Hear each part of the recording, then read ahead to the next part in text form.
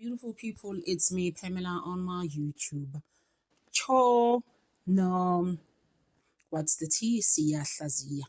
We continue to unpack, guys, on the Senzo Meyiwa case and the Mgulukudu ways that is going on in that court. And how Neselani Buthelezi came and cleared Danzi's name and even told the court to Brigadier Kininda once gave him 100 rands. You know what, guys? What kind of a therapy is 100 rands, guys? The way Brigadier Kininda gaslights people is in another level for me.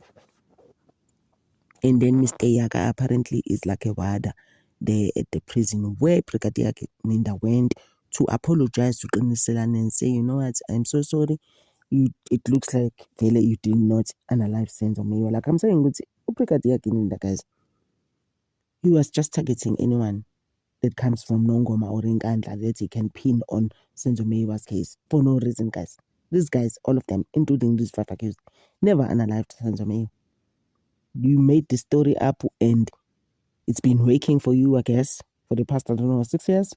Because you took over the case around 2018, 2019, 6, 7 years. And you still, even to this day, think you're going to get away with it. How is that possible, guys, on our watch? As South Africans busy actually watching at this case, Senzo Meyiwa, and think this is right. This is just so wrong in so many ways. My question every day, when is Brigadier Kininda going to be arrested? And this entourage, Mukula and Mokano. But when? This is just the question now, I guess, because honestly, the state has tried everything to fabricate, cook, and manufacture this case, and it's actually not working. Attorney Ramosipil keeps on bringing the witnesses that we need that are going to clear all these accused actually in a way, including accused number 2, Bongani Ntanzi, because basically all the witnesses that we've had for the past at least 2 months has been for accused number 2, which is Bongani Ntanzi. But there's nothing to pin this guy down and say, yes, you were there. It first saw us. You came into the house. Those people were drinking on their own. Zandri had a brutal fruit there, lying there, which Mapi came to clean. When she was told as well, we would say, clean us, because we don't want any evidence here. Guys, this is wrong, in so many ways. And my question every day is like, how do Kelly and them sleep, guys? Knowing what happened to Umtanabantu. You brought Senzo Meyiwa to your house, but you can't take accountability. Those are crazy things. And Dr. Sibanda tried so hard to gaslight Qiniselani Buthelezi. Qiniselani Buthelezi was just like, no, bro. He was actually trying to give me the 100 rands. Why would I make this up? And obviously, Mr. Yaka, just as much as he came to testify, he'll never say that about the 100 rands. He will never say anything, you know? In Brigadier Kininda, because he's rogue. I mean, we know it's been established a long time ago that Brigadier Kininda actually cooked and fabricated the whole situation, the whole story that you see here. This is why I call it a fairy tale. I'm like, why doesn't he just write books, this guy, honestly? Instead of thinking that he would get away becoming a lawyer or anything for that matter, now that he's actually studying law. He must study that law in jail. It's as simple as that. As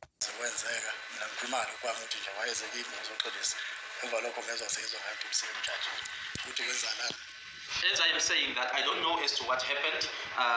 As I'm saying that, he came to me to come and apologize. Thereafter, I heard from Tuli that they charged him. As to what happened, furthermore, we put it to you that you were never charged on Phosphorus case 636 of 10, 2014. A witness statement was merely obtained from you by Brigadier Kininda. okunye futhi ke sikushoyo kuwena ukuthi wena awukaze uthweswe icala leli lasephosphorus ivelike phambi kwenkantolo njengamanje u63610 of 2014 okwenzeka nje ukuthi kuphela kwathathwa istatement esifakazi kuwena hayi ukuthi wathweswa icala. Mangabe bekuthatha ithuba kusokuchazana bekuthatha ithuba ne-DNA. If they take your fingerprints as well as the DNA samples from you, what does that mean? Further put it to you that indeed the statement was obtained from you dated 19 August 2020. Qhubeke-ke sisho-ke kuwena ukuthi ngempela-ke babe sebesithola-ke noma besithatha-ke kuwena istatimende, i-date yaso istatimende lezo i-19 August 2020. Thank you. And then it is also common cause that from August 2013 to October 2016, you were incarcerated as well as Marco Buthelezi. Yebo kona-ke kuyilona-ke iqiniso-ke lokho ukuthi-ke ukusuka ngayo u-August ka-2013 kuyoshaya-ke u-October ka-2016 ngempela wena naye uMarco Buthelezi nanisejele. Yeah, that's all. Yes, I understand. Do you agree with that? Uyavumelana nalokho? Yeah. Yes. And then further put it to you that Brigadier Gininda merely followed that information up until the stage where you were found at Kalakabusha prison. Okunye futhi engizokusho-ke kuwena ukuthi nje uBrigadier Gininda yena-ke wayelandelela-ke noma-ke imininingwane-ke noma-ke ulwazi phecelezi-ke information-ke awayenayo kwaze kwayisikhathi-ke la khona wena utholakala ejele laseKalakabusha. I hear you. And then can you dispute that if an investigation is done on the prison system with your name and surname and ID number, one can easily establish that this particular person is housed in a particular prison?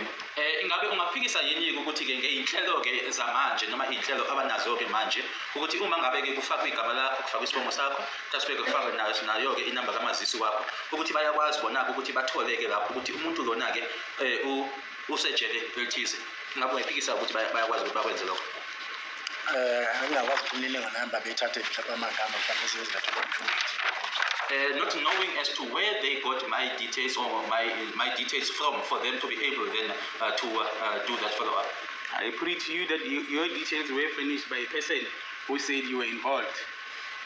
Mina-ke ngizothi kuwena-ke imininingwane yakho bayithola-ke kumuntu owabatshela bona noma owathi kubona-ke ukuthi nawe-ke wawuyingxenye noma wawubandakanyeka. Okay, ngeke ngivumelane naye la. Ngeke ngivumelane namshushisi. Angeke uvumelane naye. Ngithi ngiyavumelana naye masho njalo. Okay, if you say so then I would agree with you. And then further put it to you that the person who said you were involved in the killing of Mr. Senzo Robert Meyiwe was merely misleading the police. Ngiphinde ngiqhubeke futhi ngikutshele ukuthi-ke umuntu owanikeza amaphoyisa leyo mininingwane ukuthi wena-ke wawuyingxenye yokubulawa kwakho umnumzane uSenzo Meyiwe ukuthi wayengawatsheli iqiniso amaphoyisa. Okay, I hear. And I further put it to you that the person that misled the police knew that you and your brother were incarcerated at the time. Ngiphinde futhi ngikutshele ukuthi umuntu loyo owakwenza lokho owatshela amaphoyisa lokho umuntu owayenolwazi ukuthi-ke ngaleso sikhathi leso wena nomfowenu nanisejele. Wayenolwazi. Wayenalo ukuthi uyakutshela ukuthi lo muntu loyo wayetshela amaphoyisa lokho ukuthi wayenolwazi ukuthi nanisejele ngaleso sikhathi leso kodwa kwaqhubeka umkhondo. So indlela akasho ngayo ukuthi misleading wayedukisa umkhondo emaphoyiseni yebo. All right. And then lastly on this, the person knew that your brother Marco Buthelezi had dreadlocks prior to your arrest in August 2013.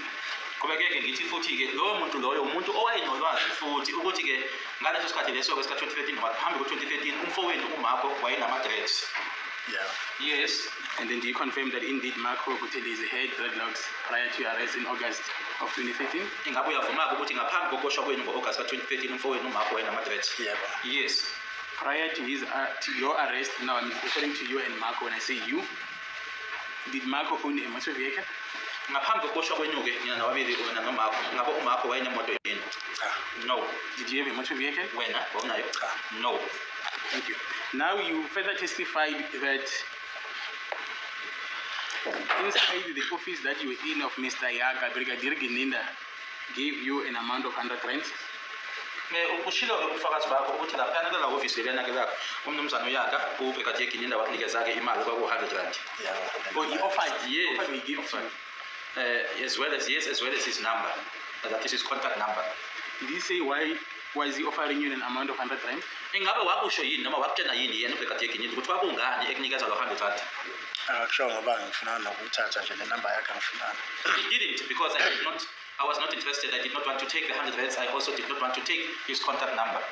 I put it to you, say that you are misleading the court. You are fabricating a story that did not happen in the presence of Mr. Yaga.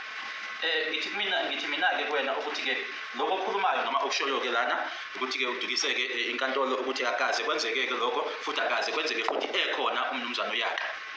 angeke ngiqamba amali ngaphansi kwesifungo ngomsuka nje. I would not tell lies under oath and just for no apparent reason say something about him or lie about him. And Brigadier Gininda as well as Mr. Yaga never testified about the offer of 100 rand as well as the cell phone number. uBrigadier Gininda ngesikhathi ethola ubufakazi phambi kwale nkantolo kanye naye futhi umnumzane uyake ngesikhathi ezile la inkantolo ezokuthi ubufakazi abakaze bakusho lokho udaba lwe-100 rand kanye futhi nodaba lwenamba. Wayengeke kusho vele uGininda ngoba wayazi ukuthi wayenzani yena. Awukwazi ukuthi unganika imali ngisiboshwa esandleni. Gininda would not have said that because he knew what it is that he was doing. There is no way whilst I'm in prison, then you can just give me and offer me 100 rand in my hands. That is against the law. I further put it to you that it is fabrication that Brigadier Gininda gave you a cell phone number starting with 076. As a matter of fact, Brigadier Gininda never had a number starting with 076. Okunye futhi okuzokushoka kwenabe ukuthi into engekho noma engasinabe futhi ukuthi uBrigadier Gininda wakunikeza inamba eqala ngo-076 empeleni nje akazi abe nayo inamba eqala ngo-076 uBrigadier Gininda. Mina leyo ayenginika yona ngalo 100 rand eqala ngo-76. The one that he gave me as well as the 100 rands, he started with the 076. Further put it to you that you are misleading the court. That did not happen, especially in the presence of Mr. Yaga. Kweke futhi ke ngisho-ke ukuthi-ke uDukes inkantolo akaze kwenzeke lokho ikakhulukazi ekhona umnumzane uYaga.